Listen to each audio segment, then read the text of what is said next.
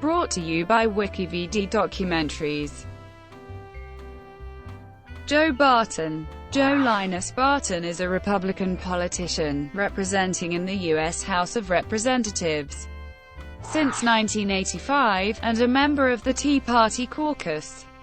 The district includes Arlington, part of Fort Worth, and several small towns and rural areas south of the Dallas-Fort Worth Metroplex. Following the 2014 primary defeat of Ralph Hall, Barton became the dean of the Texas congressional delegation. Barton came to national prominence when he instructed a citizen at a town hall meeting to shut up.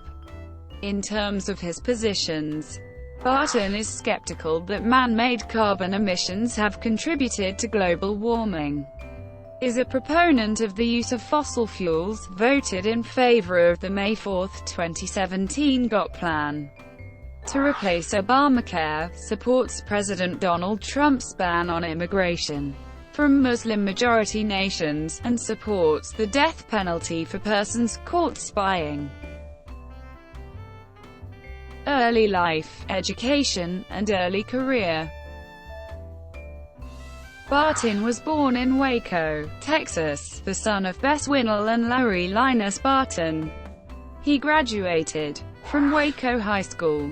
He attended Texas A&M University and College Station on a Gifford Hill Opportunity Award scholarship, and received a B.S. in Industrial Engineering in 1972, an M.Sc. in Industrial Administration from Purdue University followed in 1973. Following college, Barton entered private industry until 1981, when he became a White House Fellow and served under United States Secretary of Energy James B. Edwards. Later, he began consulting for Atlantic Richfield Oil and Gas Co., before being elected to the United States Congress in 1984. Elections. Barton made his first run for elected office in 1984, when he entered the Republican primary for Texas' 6th congressional district after three-term incumbent Phil Gramm left his seat to run for the United States Senate that year. He finished first in the five-candidate field with 42%, and very narrowly defeated Max Hoyt in the runoff with 50%. He then defeated Democratic nominee and former state representative Dan Kubiak 57%, 43%. Barton was one of 6 freshman Republican U.S. congressmen elected from Texas in 1984, known as the Texas Six-Pack. In 1986, Barton won re-election against Democratic candidate Pete Geron, who would later be elected to Congress from a neighboring district. Barton defeated Geron 56%, 44%. During this period, Barton won each re-election with 60% of the vote or more. His worst general election performance was in 2006, when he defeated Democratic candidate David Harris 60%, 37%, a 23-point margin. The 2008 election was his second worst performance, defeating Democratic candidate Ludwig Otto by a 26-point margin, 62%, 36%. He was only challenged in the primary twice in this time period, 1992 and 1994. In 1992, he defeated Mike McGinn 79% to 21%. In 1994, he defeated Jerry Good 89%, 11%. Because of the increasing controversy surrounding his record in office, election battles have been increasingly contentious. In 2011, a super PAC was formed by Texas conservative groups to remove him and several other longtime incumbents from office. The Democratic National Committee has used Barton's comments in political ads shown nationally against all Republican candidates. Several websites have been created and dedicated to simply removing Joe Barton from office. DefeatJoeBarton.com was created by Democratic challengers. All content was later removed, although the site is still owned. Barton drew 3 primary challengers: Joe Chow, mayor of Addison; Itamar Gelbman, a security consultant; and Frank C. Kutcher, a Dallas businessman and former preacher. Chow is Texas' first Asian American mayor. He called Barton the most corrupt congressman in the state of Texas. At the end of March 2012, Barton had $1.3 million in cash on hand, compared with $28,800 for Chow, $178,000 for Gelbman, and $463 for Kutcher. In the Republican primary on March 4, Barton won handy renomination to a 16th term in the U.S. House. He polled 32,579. His 2012 primary opponent, Frank Kutcher, trailed with 12,260 votes. On November 4, Barton handedly won re-election over Democratic opponent Cozart. Barton serves as the dean of the Texas delegation for the 114th Congress. Barton polled 55,197 votes in a 3-candidate field for the Republican House nomination in the March 1 primary election. The runner-up, Stephen Fowler, received 17,927 votes to win his 17th consecutive term in the House. Barton then defeated in the November 8 general election the Democrat Ruby Faye Woolridge of Arlington, who had polled 22,954 votes in her earlier 3-candidate Democratic primary.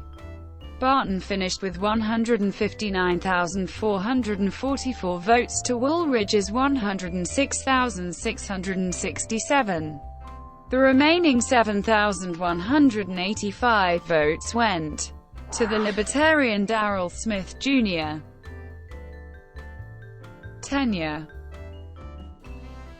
Barton voted against the Emergency Economic Stabilization Act of 2008 in both of its manifestations. In March 2011, Barton sponsored the Better Use of Light Bulbs Act, which would repeal the Energy Independence and Security Act of 2007, signed by President George W.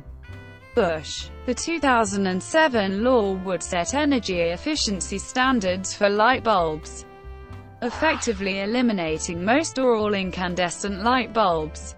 Barton said, "People don't want Congress dictating what light fixtures they can use." Global warming controversy. In 2005, prompted by a February 2005 Wall Street Journal article, Barton launched an investigation into 2 climate change studies from 1998 and 1999. In his letters to the authors of the studies, he requested details on the studies and the sources of the authors' grant funding. The Washington Post condemned Barton's investigation as a witch hunt. During former Vice President Al Gore's testimony to the Energy and Commerce Committee in March 2007, Barton asserted to Gore that, "You're not just off a little, you're totally wrong," stating that global warming science is uneven and evolving. In 2013, when discussing the Keystone XL pipeline, he referred to the Genesis flood narrative in the Bible to argue that current climate change isn't man-made. Autism bill's controversy. Barton tried to block the bipartisan Combating Autism Act of 2006. He said that the money steered toward environmental causes of autism was not the reason he blocked passage of the bill. The controversy stemmed from the conflict between 2 bills in the House and Senate. Barton introduced the National Institutes of Health Reform Act of 2006, while Senator Rick Santorum introduced the Autism Bill. Santorum said in a CNN interview that the Senate bill was intended to be fit into Barton's bill in the House bill. He stated that, "I was in constant conversation with him, Barton, and many House members all last week in an attempt to help the NIH bill come through the Senate, as well as try to move the Combating Autism bill through the Senate." Santorum stated that the Senate bill would investigate possible environmental causes, while the House bill would prevent that. Barton let the bill die in committee, which upset many people who were vocal about saying Barton had sacrificed the interests of autistic children in the interests of the oil and gas companies that donate heavily to his campaign. BP oil spill controversy. On June 17, 2010, Barton accused the White House of a $20 billion shakedown of oil giant BP after the company reached an agreement with the Obama administration to establish an escrow account to pay the claims of people harmed by the oil spill in the Gulf of Mexico. He made the accusation at the outset of the House hearing, where BP's chief executive officer, Tony Hayward, appeared for the first time before Congress. Facing Hayward at the witness table, Barton said, "I apologize. I do not want to live in a country where any time a citizen or a corporation does something that is legitimately wrong, is subject to some sort of political pressure that is, again, in my words, amounts to a shakedown. So I apologize." Prior to the establishment of the agreement, the Obama administration had been public in their criticism of BP for the oil spill. Barton and other critics accused the White House of attempting to deflect criticism on how they handled the situation, which made it more difficult for BP to raise short-term funds in the capital market for their operations. Barton's remarks were widely criticized by White House spokesman Robert Gibbs. Vice President Joe Biden got congressional leadership and fellow Republicans, some of whom called on Barton to relinquish his leadership role in the House Energy Subcommittee. Barton later said that his earlier remarks had been misconstrued, and that he believed BP was responsible for the accident. Later that day, he issued a statement apologizing for using the term shakedown and fully retracted his apology to BP. Healthcare. Barton favors repealing the Affordable Care Act, explaining why the American Health Care Act failed in March 2017. Barton said, "Sometimes you're playing fantasy football and sometimes you're in the real game. We knew the president, if we could get a repeal bill to his desk, would almost certainly veto it. This time we knew if it got to the president's desk it would be signed." Wind energy. At a 2009 hearing on renewable energy, Barton asserted that large-scale wind power projects could slow down God's method for cooling the Earth and possibly contribute to global warming. Barton has questioned the wisdom of deficit spending to fund an extensive national wind turbine energy generation grid. Keystone Pipeline. In November 2011, Barton criticized President Barack Obama for delaying his decision on the Keystone Pipeline. He said, "We asked him to make a decision, not to wait another 2 years. That's bullshit." 2011 Crew Report. The organization Citizens for Responsibility and Ethics in Washington put Congressman Barton on its Crew's Most Corrupt Report 2011. The article states that on Barton's 2008 financial disclosure statement, he inaccurately reported on the source of a natural gas interest that he bought into. The share was purchased through a longtime donor and supporter who later died. This was discovered by the Dallas Morning News in 2010. According to the Dallas Morning News article, Barton made over $100,000 on the investment. The article and Crew report both point out how Barton buying this undervalued asset from an advisor on energy issues could be a conflict of interest to the congressman's position as the chair of the House's Energy Subcommittee. It quotes James Thurber, a professor of government at American University, as saying, "If you are elected as a public servant to try to do what is right for the public generally, and then you use that position to help bring in material wealth, I think it's unethical." Despite this discovery, Barton chose to neither respond to, nor correct his misreporting.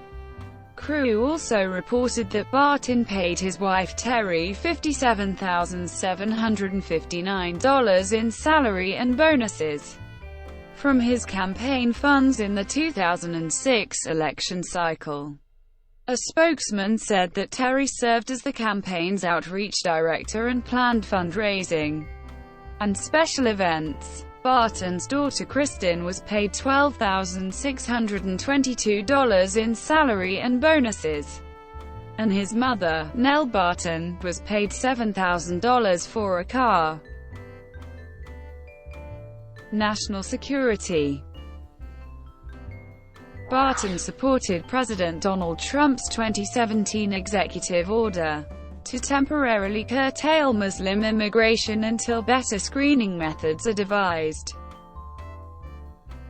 1993 U.S. Senate election. In 1993, Barton ran in the special election for the U.S. Senate seat vacated by the resignation of Lloyd Bentsen, who became United States Secretary of the Treasury in the Clinton administration. Barton finished third in the contest, behind State Treasurer Kay Bailey Hutchison and Senator Bob Kruger, thus missing a runoff slot. He divided the more conservative vote in that election with House colleague Jack Fields of Houston. Thank you for watching. Brought to you by WikiVidi Documentaries. Please like and subscribe below.